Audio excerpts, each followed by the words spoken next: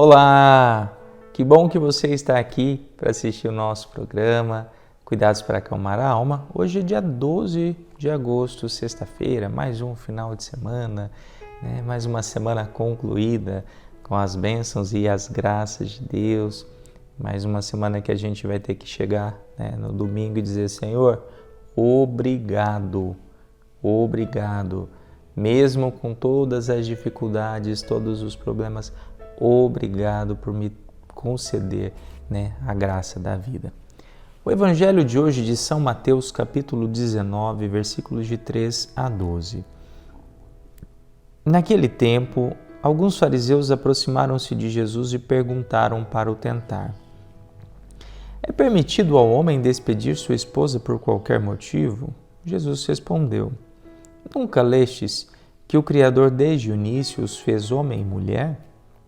E disse: por isso o homem deixará pai e mãe e se unirá à sua mulher, e os dois serão uma só carne. De modo que eles já não são dois, mas uma só carne. Portanto, o que Deus uniu, o homem não separe. Os fariseus perguntaram: então como é que Moisés mandou dar certidão de divórcio e despedir a mulher? Jesus respondeu: Moisés permitiu despedir a mulher por causa da dureza do vosso coração, mas não foi assim desde o início. Por isso eu vos digo, quem despedir a sua mulher, a não ser em caso de união ilegítima, e se casar com outra, comete adultério. Os discípulos disseram a Jesus: se a situação do homem com a mulher é assim, não vale a pena casar-se. Jesus respondeu: nem todos são capazes de entender isso, a não ser aqueles a quem é concedido. Com efeito, existem homens incapazes para o casamento porque nasceram assim, outros porque os homens assim os fizeram, outros ainda se fizeram incapazes disso por causa do reino dos céus. Quem puder entender, entenda. Palavra da salvação, glória a vós, Senhor. Nós estamos diante de um tema muito delicado. Eu falo que é um tema que a gente tem que tratar com muita caridade, porque nós estamos tocando a ferida de muitas pessoas. Às vezes é muito fácil para a pessoa pegar essa passagem bíblica e dizer: ela está errado, você que se divorciou, você está errado. Mas a gente não consegue entender ou parar para enxergar a dor que essa pessoa vive. A primeira grande dor é a dor de um projeto que faliu, que não deu certo. E isso é muito dolorido. Ninguém casa com o intuito de se separar, mas o decorrer da situação acaba causando isso. Hoje os cachorrinhos estão atiçados. Mas aí o segundo ponto, então não casa com a intenção de se separar, então vive a dor de um projeto falido. Quando optam pela separação, e aí a gente vai entender que quando chega nesse momento é porque já vem de uma história muito grande de sofrimento, já vem de uma história muito grande de desgaste. Então aquela pessoa já está vivendo uma dor muito grande, E aí, o terceiro ponto é se deparar com uma sociedade que está lá, com o dedinho apontado. Ao invés de estar com os braços acolhidos, a pessoa separada, a mulher separada, creio que o homem também, são pessoas que vivem uma certa marginalização, entende? Vive uma certa marginalização. Elas começam a ser deixadas de lado por amigas, porque é a separada. Vive uma certa marginalização dentro da igreja também, por mais que eu trabalho muito com isso, que na igreja não se tem que marginalizar, ela tem todo o espaço. Então, antes de falar do que a palavra está dizendo, eu quero te trazer para essa realidade. É muito difícil quando isso acontece. É muito difícil. Então, ninguém tem o direito de colocar o dedo ali na ferida do outro e julgar e condenar. Não faça isso. A nossa igreja é a igreja da caridade, é a igreja do amor. E aí a gente se depara com essa realidade onde os fariseus vão perguntar para Jesus, olha, é permitido a separação? Jesus vai dizer, olha, não está na Escritura. Deus fez homem e mulher e que eles se casem e vão formar uma só carne. O que Deus uniu, o homem não separa? Mas espera aí, então tem algo de errado, Jesus. Porque Moisés permitiu a carta de separação. E por que Moisés permitiu essa certidão de divórcio?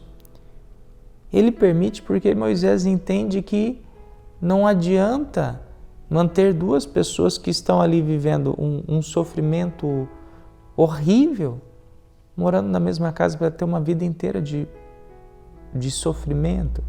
E aí a gente tem que voltar lá para trás, onde o casal ali, quando não tinha amor, o homem muitas vezes era cruel. A mulher sofria até agressão física. E eu trabalho, nós temos o tribunal eclesiástico, e dentro do tribunal eclesiástico existe um processo que é o processo de nulidade matrimonial. Gente, são cada história que assim é impossível, é desumano usar dessa palavra e querer obrigar essas pessoas a continuarem dentro do casamento vivendo aquilo. É desumano. E quando eu olho essa realidade, eu entendo talvez o que Moisés colocou. É desumano. Você entende ali que a separação para aquelas duas pessoas vai ser assim, uma libertação. Uma libertação. Porque seja sofrimento por causa de traição, seja sofrimento por causa de agressão. Hoje a igreja, ela tem tentado trabalhar muito mais aquilo que antecede ao matrimônio e não o que é depois. Porque depois que casou já não, a gente fala, não tem mais jeito. Mas o que antecede, então, cursos de namorados.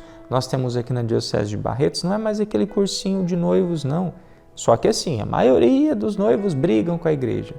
Mas existe uma catequese matrimonial, onde um casal da igreja católico, que vive, que conhece da palavra, vai evangelizar, vai catequizar em 12 encontros aquele casal de namorados.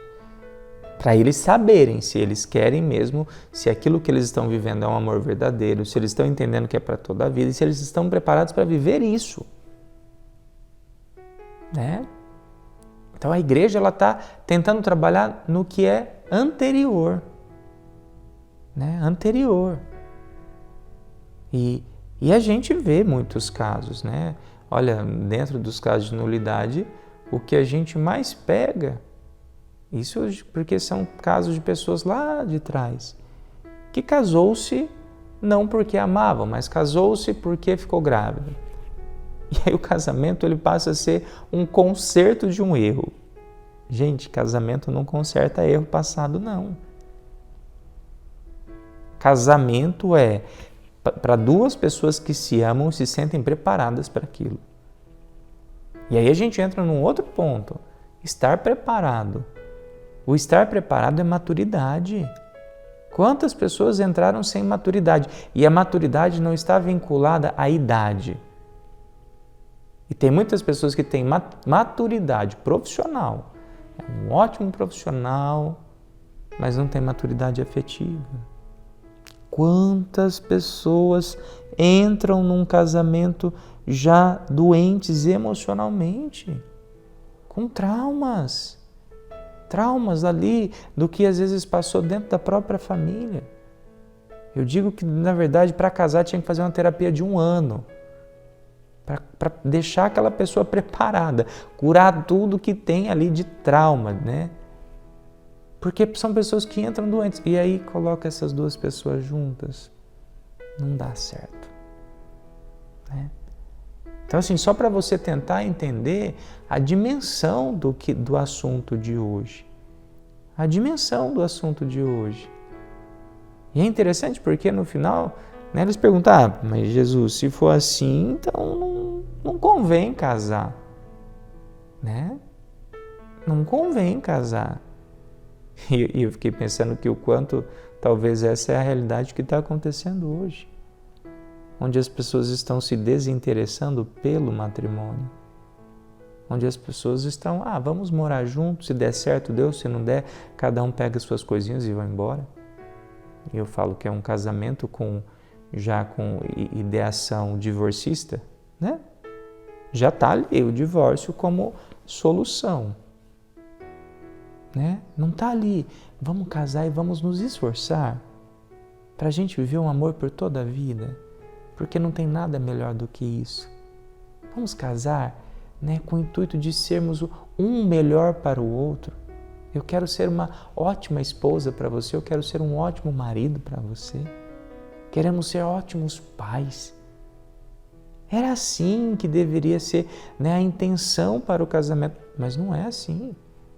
A preocupação está na festa, no vestido, né, no baile, na viagem de lua de mel. Mas quando se refere a vamos ficar juntos, se der certo, se não der certo a gente larga. Que pena, que pena. E aí a gente vai encontrando, vai lá encontrar cada vez mais o número de divórcios aumentando, né? Padre, mas e essa questão da nulidade? Por que a nulidade existe? A nulidade existe porque o que a igreja entende? Deus não abençoa aquilo que está errado. Casou porque ficou grávida, nunca se amou, foi obrigada a casar, mesmo que seja uma coação interna. Deus entende que aquilo não foi já com o intuito de casar. Casou com ideação ali divorcista, né? Vou casar, se não der certo eu divorcio. Já não está, né? Casou sem o intuito de ser fiel. Nunca foi fiel, né? Um monte de adultério. Tudo isso, né? Fala assim, o casamento não é só o padre dar a bênção, eles estarem dentro da igreja. Não. O sacramento envolve o que é vivido. A sacramentalização depende disso, sim. Né? Então, por isso que acontece a nulidade.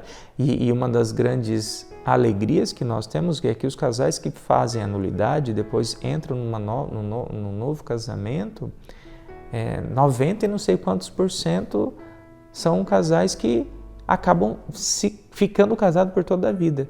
Porque quando casou lá atrás não tinha maturidade, não tinha nem fé. Não tinha nem fé, casou porque tinha que casar. Mas depois, quando ele faz a nulidade, se casa, ele já é um cristão convertido.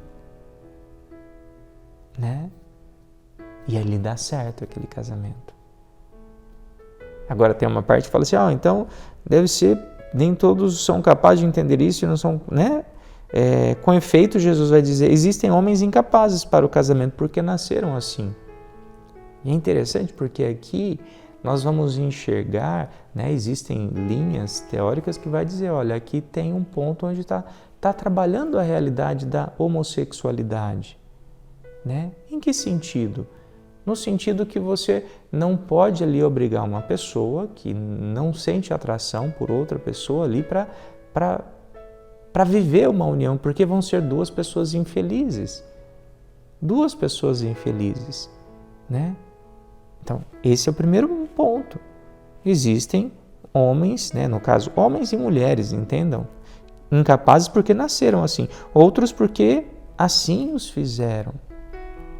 E aí a gente pode pensar em outras incapacidades, né, outras coisas que incapacitam. Né? Uma pessoa que vive o vício das drogas, ela é incapaz de assumir um casamento, porque ela não vai conseguir manter. O vício do álcool, ela é incapaz, né? A pessoa que ali é pervertida e ela vive uma sexualidade desenfreada, ela vai ser incapaz. Aí depois ele vai colocar, outros ainda se fizeram incapazes disso por causa do reino dos céus. Tá? Então, isso é para você entender sobre a realidade do sacramento da ordem. As pessoas que fizeram isso, né? Porque por causa do reino dos céus. Os padres, os religiosos, as religiosas, as pessoas que vivem castamente, fizeram por causa do reino dos céus. Então você não venha dizer, o padre tem que casar, a irmã tem que casar porque é errado, todo mundo tem que casar. Está na palavra. E o padre se prolongou demais, já passaram 15 minutos.